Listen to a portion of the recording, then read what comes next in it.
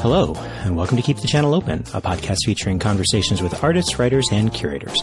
My name is Mike Sakasagawa, and this is episode 93. Today's guest is Yanyi.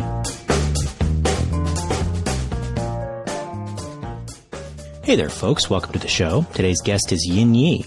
Yanyi is a writer and critic. In 2018, he won the Yale Series of Younger Poets Prize, awarded by Carl Phillips, for his first book, The Year of Blue Water, published by Yale University Press in April 2019.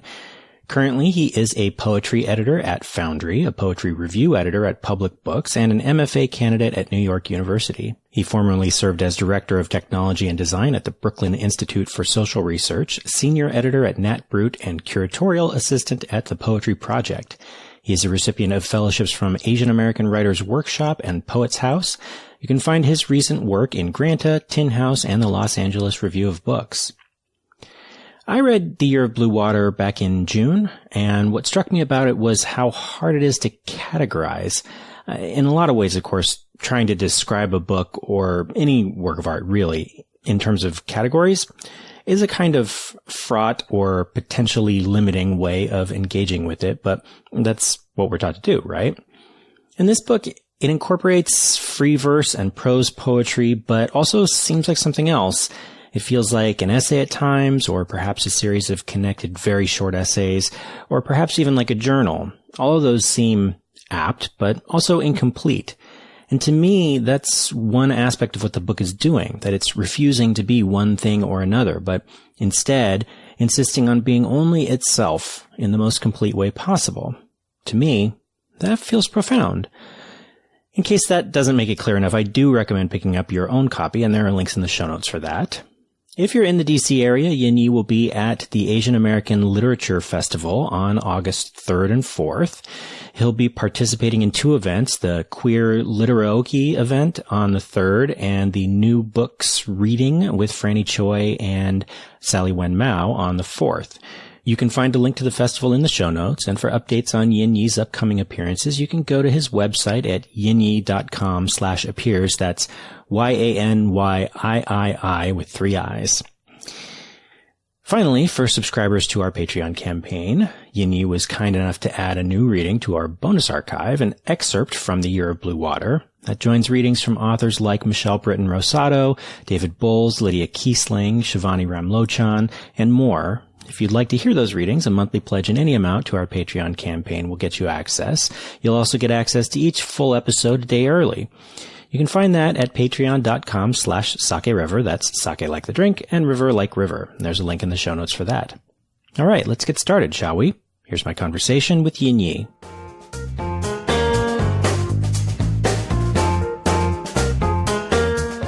So I'm going on I've decided to set myself on a diner adventure every week. So today I walked to the Brownstone Diner that's in Jersey City, and I had a little breakfast and walked around, and now I'm back in my apartment. So far I've gotten some sun, some walking, and some corned beef hash. That sounds like a perfect morning. So far so good, and I'm trying to hydrate. So, yeah. I'm already lightning years ahead than the the most depressing tweet that you may have read this morning. All right. Well, so I was wondering if we could start with a reading. Yeah. So I'm just going to read the first poem from my book, The Year of Blue Water. Okay. Just to, I don't know, something about like reading the beginning of a book at the beginning of something seems appropriate. So, okay. Dream Diary. You're awake, then you are standing. Then the last thing that you dreamed will unfold its field of memory. What you touch will come to life. A whole room sprung in the backwards words of people untalking to you. Walking reverse with such confidence until you reach another room. There stands this person who is also a talisman. In the dream, it doesn't matter when they loved you. In the dream, when you talk, the butterflies are orange and then blue, and together you lead the rabble to the square where you touch this person and then leave them. And on cue, a flock of pigeons will soon want nothing but to return to you. And on cue, the cedars become green and then stone, this person unmaking love from you and placing the pieces elsewhere, again, on earth. Until before that, until the somewhere else before you agreed to move. Then you are language, too. Backwards words unstuck to the dream as the dream began to happen. And the ghosts inside the many rooms wrestle nude inside the blue water. And the ghosts inside the many rooms illuminate the many walls. Thank you. So, no problem. That was fun. I'll do it again. Before I say anything else, I wanted to say I really enjoyed this book. I've read it through twice now, and if anything, it was even better the second time. And I feel like it's the kind of book that that reveals more to me as I reread it. So one thing that sort of immediately stands out, I'm sure that I'm not the first person to make this observation, is that the form of it is sort of interesting. This thing that you just read is sort of what we would think of as like a traditional sort of free verse lineated poem with a title and everything. But as you go through the book, there's actually, I think, only 2 poems that are like that in it. And the rest are these short little prose poems, or it's hard to even necessarily categorize them. And one of the things that was striking me about that is that, maybe if I say, like, one of the things that this was reminding me of was I had just recently read Maggie Nelson's Bluets for the first time, and I read The Argonauts last year. Both of those obviously are amazing books. And these kind of reminded me of Maggie Nelson, in that something that seems to be true of this book and certainly of both of Nelson's books are that they're hard to classify. And in some ways, that almost feels like the point of it. But I wanted to sort of see how that struck you. Of just like your interpretations of, I'd read both of those books before I wrote this one. Maggie Nelson does influence me, but I think not in the way that people probably assume that she might. The biggest thing that she taught me as a writer was the idea that the part of myself that is intellectual can readily engage with a part of myself that is in some way engaging in a very spiritual and unremarkable practice. And when I say that, I mean a practice that isn't really about making remarks, like isn't about language as much as it's about discovering something that can't quite be grasped through whatever it is we're trying to make with the art. I think it's Sontag who said this, that art is a way for us to try and recapture an experience of consciousness that through the process of experiencing the work, you hopefully experience something of that consciousness that artist was trying to produce. For me, it was really valuable and important to have an example of what it's like to write. And so The Argonauts was kind of the book that influenced me more, because I had read Bluets, but it wasn't the book of Nelson's that really influenced me. But so the prose poems in my case came about from this practice of keeping a notebook, which I think it's really, I don't know, maybe it's something about the K through 12 education that we have. I was a very good student, and I'm someone who really can get stuck in rules and forms. And I was writing these poems, very similar to the poem that I just read, that were kind of elusive to me and, surreal or abstract, but reaching for this emotion that I was trying to express. And I realized that, I was avoiding saying what I actually wanted to say because I thought I had to make art with it. So what I did was, I had a friend who told me about this notebook practice that they have, and they told me that, you know, it really helped them, and I kind of, you know, didn't think about it. And then I basically was trying to get back into a writing practice after a pretty intense anxiety episode that I had one fall, and the notebook was a very easy way for me to kind of no rules, no whatever, way to just write stuff. So it would be like, oh, I'm on the train and, you know, I'm thinking about something, and then a thought pops up. And usually, when you're thinking, you may not necessarily write down the thing that you're thinking because it's just passing thought. But what I started doing was that I would think about something and then immediately turn to an app on my phone, and which was the Notes app at the time, and I've switched to another one at this point, but neither here nor there. But now I was writing basically until I finished the thought, and it became a way for me to honor the thinking that I was doing, whether it was emotional or intellectual, or just I'm talking about a memory that I had with someone that really struck me. But nothing that I wanted to keep escaped kind of this notebook. So those are the pieces that have ended up in this book. They've obviously been edited, or I've looked at them and stuff, but those were kind of, I wrote until I basically achieved some sort of the illumination that I wanted. And ordering the book, figuring out that it was a book, etc., was also an interesting process for me, because it wasn't what I thought poetry was. So I was I didn't think that anyone would want to publish it, honestly. But it was valuable to me. And I'd written something that I wanted to read over and over again, because it's a part of my life in the same way that maybe looking through a photo album can be part of your life. Yeah. So it was really, it was very surprising, and I'm very grateful that it's resonated with other people, and it has been recognized as poetry, even when I couldn't for a very long time.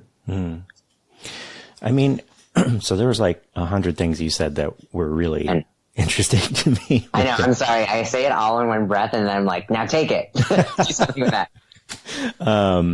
No, it's great. I really like that thing that you used, the Sontag thing about, sort of entering someone else's consciousness. That's something that I think a lot about when it comes to form.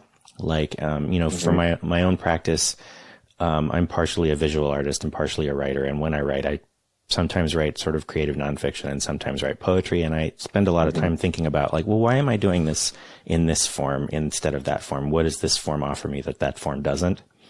Right. Yeah. And I think it always does come back to that, what is the experience of the audience kind of thing, which that sort of leads me in a couple of different directions that I kind of was hoping to go, but I want to kind of come back to this thing that you were just saying about the notebook, because the book does have a sort of diaristic feel to it.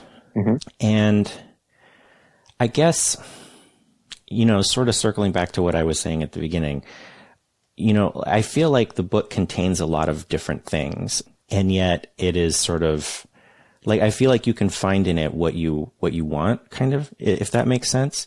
In the foreword, Carl Phillips talks about the queer trans stuff. He talks about mental illness. He talks about a few other things. One of the things I noticed that I thought was interesting that he didn't mention in the foreword was the sort of immigrant race stuff that to me seemed really foregrounded. It seemed really like a really obvious major part of the narrative of it. And and so I thought it was interesting that was something that he didn't specifically call out as a major theme in the book. What that really did for me was it sort of, I think that what resonates with me is going to be a product not just of what's in the book, but also of what I'm bringing to it. And I thought that was so interesting, because I do feel like there is a lot in here, and the idea that it doesn't have to be one thing or the other. you know, that it can be a multiplicity of things all at the same time. To me, that was, I think, one of the things that I found the most sort of resonant and exciting about it. And to me, the form of it really did play into that, where it's not prose poems exactly. It's not traditional lineated poems exactly. It is both of those things, but it's also neither. It's not exactly a journal, but it kind of feels like one. The pieces are sort of, they can be taken individually, but they also kind of don't seem individual, you know, like they seem like they all kind of run together. I just found that really interesting I felt like both the form and the content really invite this multiplicity. You know what I mean? Yeah. I'm glad that you see that, because that is the intention. My hope is that the people who read my book feel liberated in their practice of their art, their lives, in seeing that there's a way to be your whole self in regards to what you make and in regards to how you live. Because Carl and I had some conversations about the kind of immigrant aspect of this book, and he did have some interpretations about it that I kind of was like, no, I don't really think it's like that. But I also think that's just because I wrote the book in a way kind of responding to and resisting these multiple narratives that we have about basically everything. We have ideas about what poetry is. We have ideas about what a prose poem looks like. We have ideas about what an immigrant book should look like. We have ideas about what a queer book should look like. And I didn't feel like I felt like I had to write, or I felt like I had poems that were like, maybe this is about queerness, or maybe blah, blah, blah is about transness or whatever. And it felt as though I couldn't be all of those things at the same time. And part of that is because I think that there's a really strong economic and even just intellectual, or I should say anti-intellectual impulse to market and tokenize people who have identities who are not that of the center. And I didn't want my book to be kind of a field trip for someone else. So there are all these elements that are for people who are from the immigrant experience. There are elements in this book that are for queer and trans people. And there are elements that are for very specifically people who have all of those identities. And the reading of it is hopefully that I'm speaking to those people directly, not about their experience, but to their experience. Just giving them hopefully something that was useful for me and is hopefully useful for you. So I'm glad that there is this elusiveness to the book, because I think that's one of the only ways that I feel as though I've kind of both been able to show and to hide, or protect, I should say, the parts of my experience that are not really for sale. But also the parts of my experience that I do want out there, so that other people can understand that they don't feel alone. So the response that I've had for this book from people who I've met at readings and stuff has really been emotional, and something that I feel is one of the most valuable responses that I get from the book, of not just that people feel as though, oh, you described like a similar experience, but that they could read the book and feel as though they could improve their lives beside it. I mean, for me, it's pretty explicitly like why I both make and consume, or, view, I guess, art, is that I'm always after this point of connection, that there have been times when I will read a book or see a painting or a photograph or something, and I will recognize something about myself in it, and it makes me feel less alone. And I think that's a really valuable and powerful thing that art can do. It strikes me, as we're talking, that there is that, but there's also this thing that like in this book, for example, there are like axes along which you and I, or at least I, relative to the book, feel of a real closeness and a similarity. And there are axes along which I feel a difference. Like, you know, most obviously I'm not queer or trans, for example. But I feel like the way that the book, I feel like in a lot of ways, maybe the book is about integrating this multiplicity into a sort of an accepted and accepting, self-accepted whole, kind of. And that by doing that, it allows me as the reader to, like, the points at which we have similarity allow, I always hesitate to say that art is or can be a bridge exactly, because it feels a little trite. But I do feel like there is a way in which this multiplicity invites connection where there isn't already connection, through the points where there is already connection. I don't know if that makes sense, but that's sort of where I was headed. I think I know what you're talking about, but the thing that was coming to mind when you were talking about that was less about bridges or windows, metaphorically, obviously. But for me, one of my favorite things to do is read interviews with writers and other kinds of artists. And that's because when I see and hear other people talk about art, it's a way for me to set myself in an aesthetic and historical context. And being in a context of other people, whether or not they're dead or they're alive, in practice of something that is still happening, that's been something that I really love about art, that it is part of this much wider ritual about being alive. So it's not so much a bridge as it feels like kind of like a relay race, but there's no race. You're just like handing off the torch, etc. And one of the things that's interesting about reading reading about history and the interpretations and kind of the beliefs and criticisms of periods past is seeing, again, also similarities in our time and trying to find patterns and trying to find kind of whether or not there's any kind of common theme or thread or threads, I should really say, of how we're trying to negotiate how to be alive with each other. Yeah, I don't know. For me, it's all about contextualization, and becoming closer through kind of situating ourselves next to each other.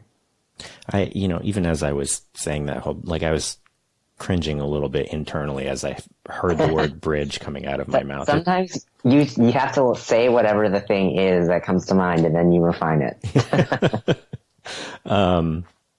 So, something else that you mentioned that you sort of touched on was, who you're speaking to with the book. And to me, it seemed like the question of who the book is addressing is in some ways sort of, I don't know if foregrounded is exactly the right word, because it's not like exactly shouting that, but I feel like it is like a central concern of the book, in a few different ways.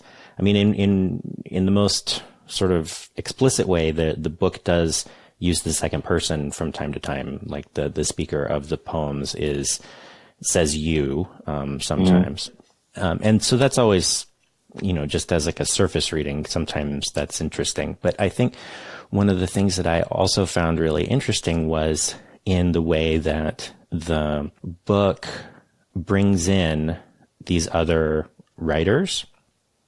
So, for example, at several points, these different artists who are living or dead are, at least as written in the poems, they're speaking directly to other people here. Like at one point, Agnes Martin tells me, or Maureen McLean tells Rebecca, or things like that, compared to something I asked Tanya Foster about sound. So there's this like conversation happening between the speaker of these poems and these other artists. And what that was making me think of was that's happening in the book, But then in a more meta way, the book then is doing that to me, if that makes sense. Mm-hmm. And so that question of address really seemed like an important thing in this book. Yeah. I mean, the more I think about it, the more I either realize or believe that it is a central part of my poetics to be speaking to other people. Mm. And specifically speaking to a you, I really don't think language is something that exists without other people. In the same way that I think there's the old adage of like, if a tree falls in a forest and no one hears it, did it really fall or something like that? Mm-hmm. The answer is yes, because the tree is an ecosystem of other trees that we're not thinking about. Mm-hmm. But I do think that there's you can have thoughts by yourself, but the times when I've experienced language come most alive have been in context with other people, in conversation or in a classroom, watching a text come alive with the discussions that people have of the ideas inside of it. And you only need one other person, but a book is essentially a way for a writer like me to reach another reader and to have a very specific kind of intimacy with someone with whom I've never met. And in the same way that I'm having a conversation with you and revealing things about myself to you without really knowing that much about you, because we really just internet met, to write something and to give it truly to a reader is about exhibiting a kind of vulnerability that I think is the beginning of empathy and the beginning of what may be called community.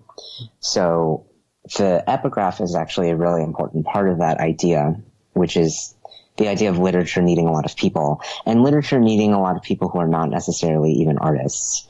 Writing about people who are not writers, or who are not writers with a capital W, was also kind of just as important to me to include, because I think that, I mean, I've kind of said this before, but there's this idea that, writing is something that you do by yourself, or art making is something that you do by yourself. But the joy of making anything for me has simultaneously always been for myself, but also for other people. Mm. It's been when I make something for myself, there's a belief in me that, well, maybe someone else will find this useful because I've read stuff when I was like 7, where something became useful to me by someone who was dead.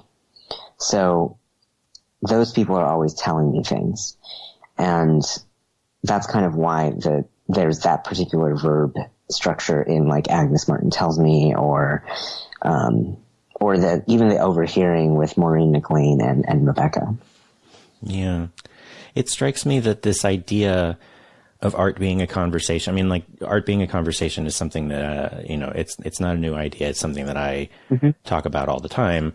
But the idea of what you said, language not existing, in isolation, like, that is something that really runs against the sort of American grain, in a way that it's like so obvious to me. But I feel like it might not necessarily be obvious to in a lot of Americans, and even a lot of American artists, because we do have this sort of idea of just as you were saying, of like, the sort of artist being a solitary, struggling figure, and explicitly pushing back against that notion and putting everything in the context of community and relationship is, I don't know, there's something that feels kind of radical about that to me. Yeah, I hope so. It's radical, but it's also not at the same time, right? It's, I feel like when we get to a place in our lives, when we really are part of a community that cares about us, who love us and show up for us in very real material ways and not just at brunch every 3 weeks, that idea becomes very obvious. But I think it's really hard to get there. And it's really hard to get to a place where we understand that we need that kind of thing. That there's not just optimization of, well, like, this person has XYZ credentials and therefore they're good enough to be my friend or not. People reveal what kind of values that they found in their own lives to us, and we can all benefit from them, which is another part of, I think, I was talking to a friend recently about, like, I went to kind of an elite school, so it was very easy for me to think that the only way of socializing was intellectually, by sharing articles that we had opinions about and to think about aesthetics or art or whatever. But that cut me off from many different kinds of people. And obviously a huge part of that is class and money, putting me in positions where I can learn those types of things and relate to people in that way. But no amount of money can teach you how to relate to someone who has nothing in common with you on paper. True kinds of empathy are not things that you just take out of the air, much like art. It's something that you have to work at and practice and really show up for. So I don't even remember what the beginning of this was, but that's kind of where I'm ending. Well, that's not a terrible place for us to maybe take a little break, and then we can go back and do the second segment. Sounds good.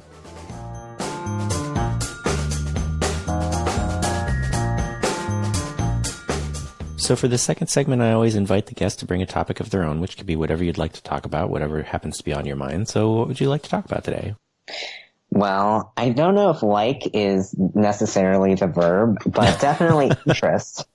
Yeah. So I think there's always kind of a million things going on in my head and the internet. My brain kind of feels like the internet sometimes, but so I've been reading Origins of Totalitarianism by Hannah Arendt, and I just read this very interesting section on the Declaration of the Rights of Man, which was this document that was written basically at the end of the French Revolution, after the kind of like the disassemblement / probably beheadings of the just of the class system in France. And so basically France went from kind of this, or actually really Europe went from this place of, Western Europe I should say, went from this place of government that was kind of regulated by class systems to something else, which is hopefully democracy. But the most interesting thing about that section to me was kind of how Arendt refutes the idea that there are what we think about as like human rights now, which, you know, what every single NGO is working on, how they're not necessarily essential to our treatment of other people. And okay, so let me articulate that a little better. So the thing that I'm interested about in particular is the idea of statelessness, and that you can have rights, but without a community in which to enact the kinds of protections and the things that you need to uphold those rights, being a mere human doesn't necessarily give you a dignified life. So my pull quote from this section is, and not really a quote, but the best to my paraphrase, is basically that you need, in this particular period in history, you need a community in which your opinions matter and your actions are effective. And without those things, you're just a person. You're like a human being, and you have freedom of thought, but your thoughts may not end up anywhere or may not matter anywhere. And you're free to go anywhere, but you may not be welcome anywhere, really. And so if you're someone who's outside of the state system, you don't have a lot of, without any legal protections, really, that give you the means to live a dignified life in a community, you're not going to be able to do that. And so she kind of goes on and explains how this applies to many of the stateless people who came out of after World War I, and eventually talks about the Jews and the Holocaust and stuff. But I'm very interested in this idea of statelessness because I think it can exist in very, very large examples, like the Rohingya, the Roma, like other people kind of in general, and refugees, obviously, right now from all of the wars that are going on in the Middle East, bankrolled by and conspired with the United States. But it can also be a poetic community, or it can also be an arts community. But what's essential to the idea for me is the fact that rights must be maintained, and ideals are not just going to exist out of thin air. They're things that we have to practice and things that we have to give each other. So I don't really have a deep thought outside of that, aside from the fact that this is in itself a very deep idea to me, because I think there is this, I think it goes into kind of other ideas of what kind of things that we think are essential or just come from the essence of mere being. So race is, for example, one of the big myths that I think of just like, but in a weird and subtle way, we reinforce those ideas, like in the way, for example, that poetry books are marketed, of like, oh, read Yanyi's book because you can get a queer and trans Asian immigrant experience out of it somehow, as though it will emanate from the pages, like a fine perfume. But those things in a way are like part of my practice, but don't manifest on the page in the ways that we may expect. Like I'm not going to naturally bring you a report of what it's like to be an immigrant, for example. And those are things obviously that we've talked about. I'm kind of a contrarian in that way, want to surprise or interrupt in my writing. But I think it's very dangerous to think that certain things, or certain rights come out of nature, because it means that we don't create institutions or fight for or uphold the right of every person to live a dignified life. That's what I'm thinking about. It's funny, this kind of reminds me a little bit of this conversation I was having with one of my coworkers a while ago. I don't know, maybe 6 months or a year ago, where we got into this argument that we ended up just having to walk away from because we were coming at it from completely different angles. And what it turned out was that of all the things that we could disagree about, the thing that ended up being the sticking point was whether rights are an expression of values, or like rights proceed from values, or whether we decide what we value based on what rights we have. I guess it might be a little bit of a tenuous link to what you were just saying, but this is what sort of comes up for me.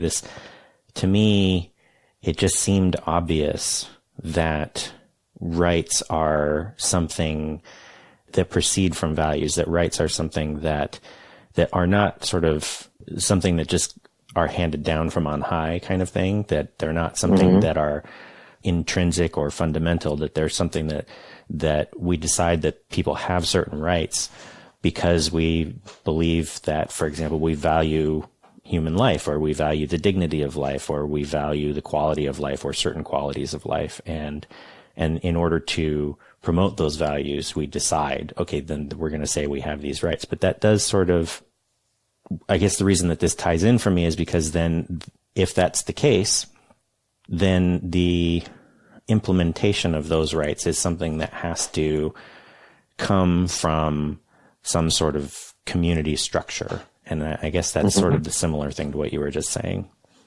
Yeah, I mean, that's essentially what I believe, that a community is necessary for those rights to exist. I've been thinking a lot about citizenship too in relation to this question, because I'm a naturalized citizen, which in the Origins of Totalitarianism, Arendt kind of writes about this denaturalization campaign that basically sweeps through most of the countries in Europe, where basically all these countries variously decide to add clauses of ways that citizenship can be taken away from you.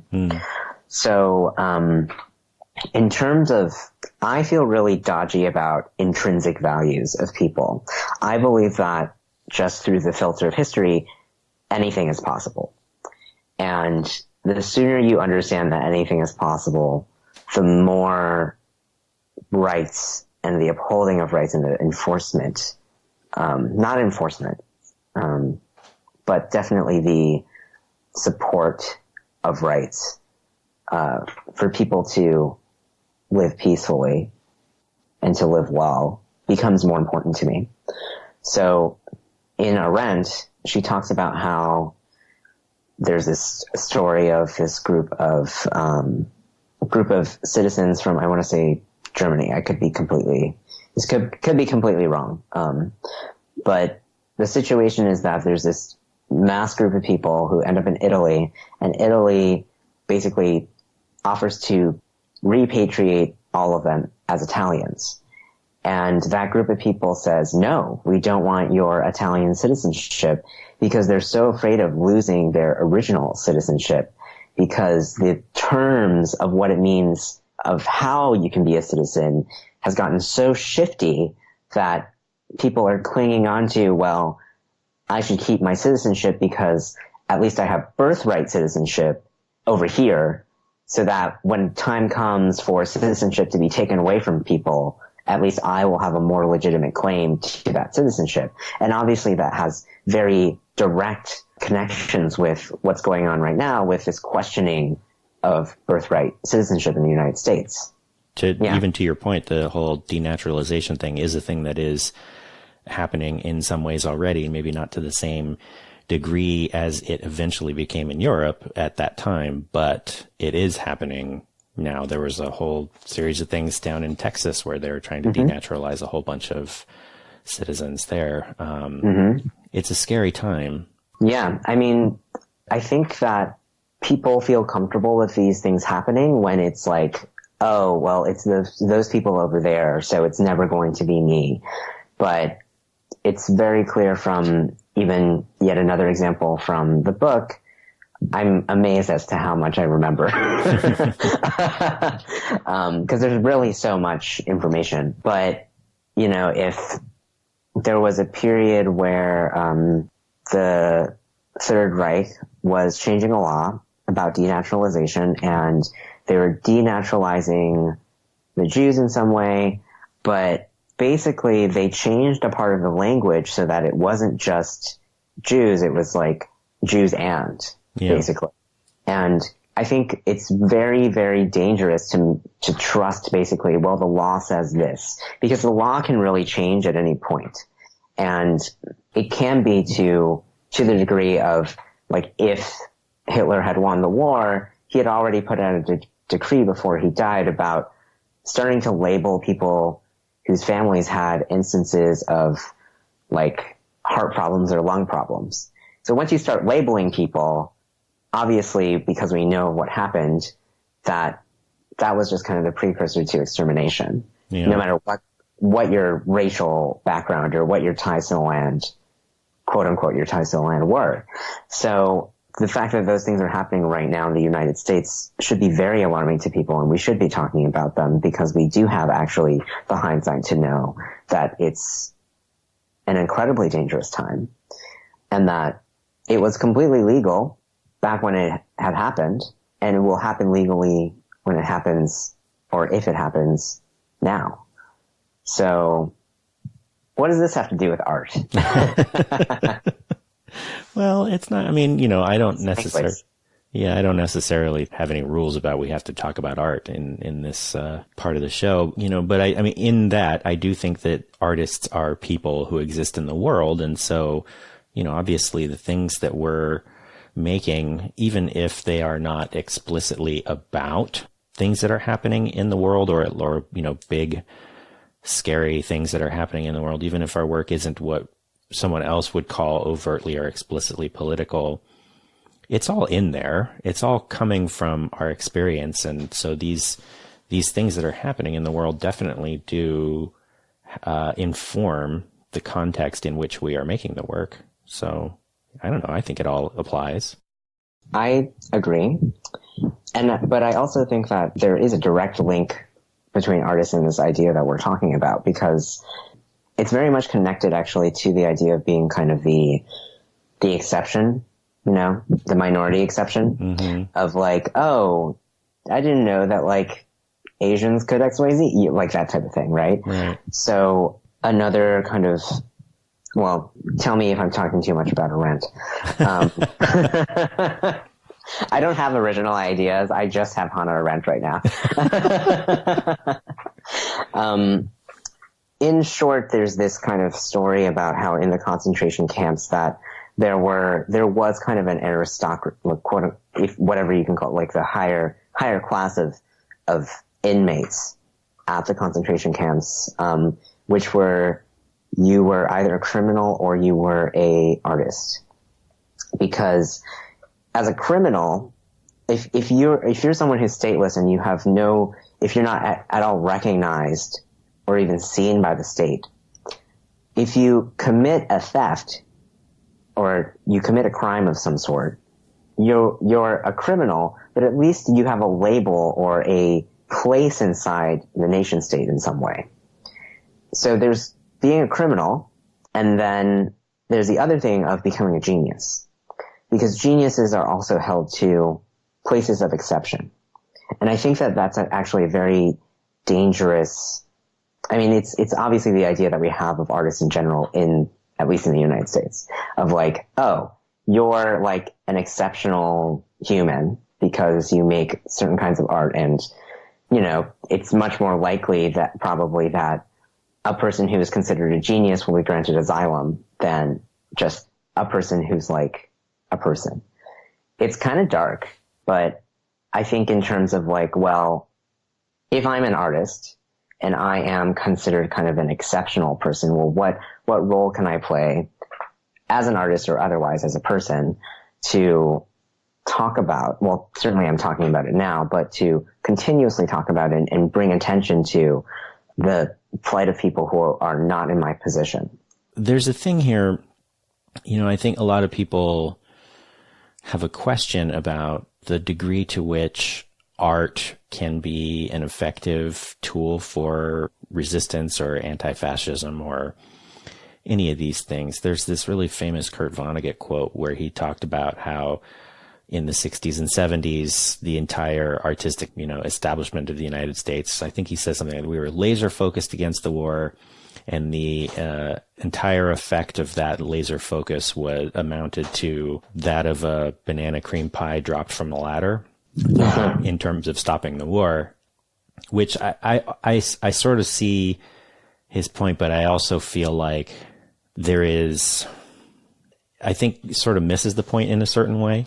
You know, like I don't feel like art can have direct effects exactly, but I also think that we as a species are primarily driven to act by story and by our understanding of things, which is just a different kind of story. And that the role that art can do is to shift, or sometimes even radically shift, what that story is. And not just art, of course. I mean, like journalism and other forms of narrative and things like that all play a role. But I do think that there's something about art that in the way that it can engender empathy, like that it can play a role, or at least I hope it can. I know some people are very skeptical about this, but I'm not quite there yet. Well, something that's always curious to me is how one of the like canaries in the mine of totalitarian regimes is when like artists and intellectuals are being rounded up. And I always am like, well, why is that? Why are these people so dangerous if they can't do anything? And I agree with you about the idea of the fact that narrative and art in general is extremely powerful in how the events of history are perceived. And from that perception, things happen. So I think that there was an incredible amount of art that convinced people that Black Americans are subhuman, for example, that enabled and continues ideas of racism. There's certainly that kind of art existed even in, like, have you ever seen those pamphlets of how to tell the difference between a Japanese person and a Chinese person, in illustrations, right? Yeah. And all of that is part of propaganda. And obviously we have all the especially in that same period that you were talking about with Vonnegut of social realism, being kind of told that art has to exist in a very particular way in order for it to be considered art. Hitler's, exhibit of degenerate art. But in particular to writing, actually, I think art has a very particular place of teaching us how to practice, how to think, practice our consciousnesses as people, to sensitivize our sensibilities, really, not just of aesthetics, but of historical interpretation. Mm-hmm. We're barely able to interpret the past, and being able to kind of think about the past and to use those forms of art that were created then to think about our present is kind of one of the very few ways that we can understand what is the right thing to do next. I just read an article yesterday about how this series of anecdotes of women who have dated men who have been red-pilled. Mm.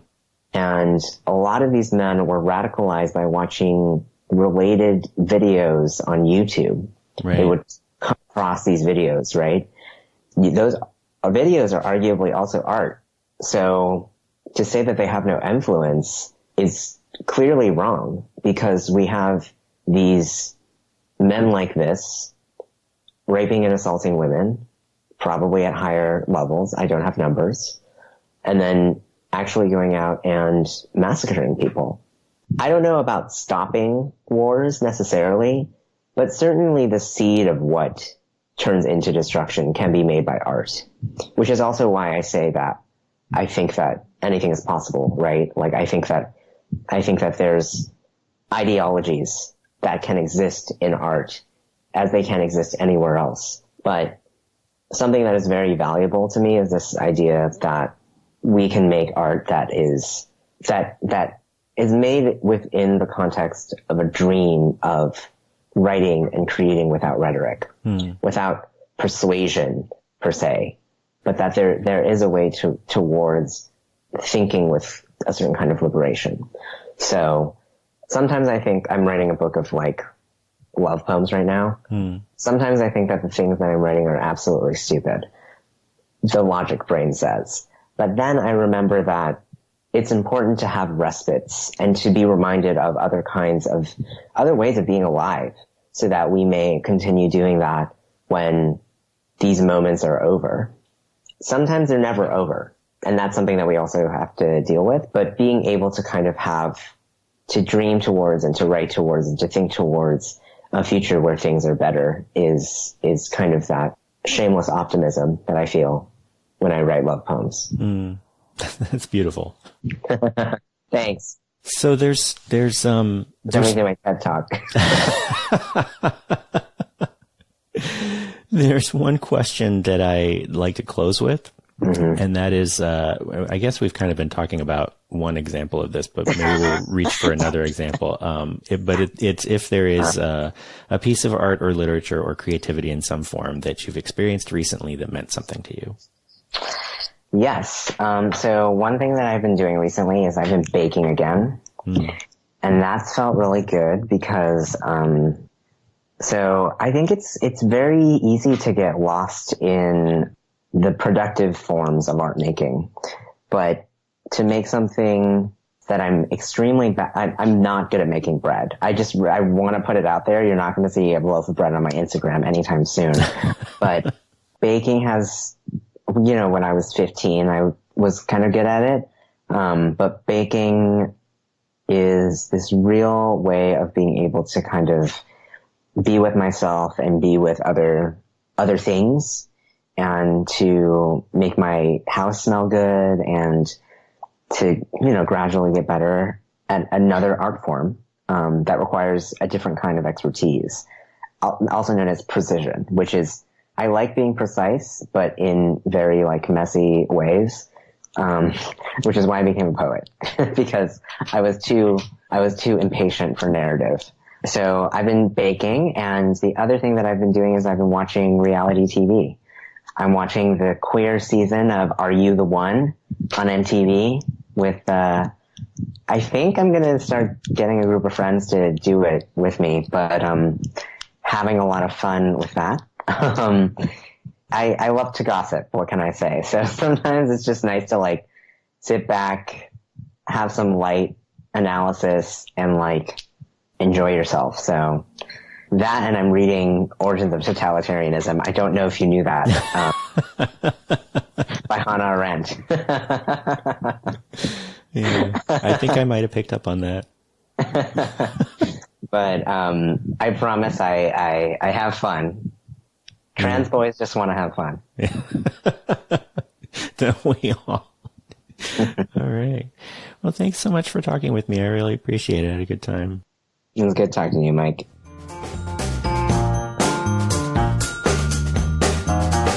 Okay, so once again, Yanyi's book is called The Year of Blue Water, and it is available now. I highly recommend it. You can order a copy from your own local bookstore, or if you'd rather purchase online, there are links in the show notes for that. And don't forget to check out yanyi.com/appears. That's YANYIII, 3 I's.com/appears. That's where you can find all of his upcoming appearances. And that is our show. As always, if you want to respond to something on the show, ask a question, leave a comment, or just say hi, you can find me and the show on Twitter and Instagram at ChannelOpenPod, on Facebook at facebook.com/keepthechannelopen, and via email at podcast@keepthechanneleopen.com.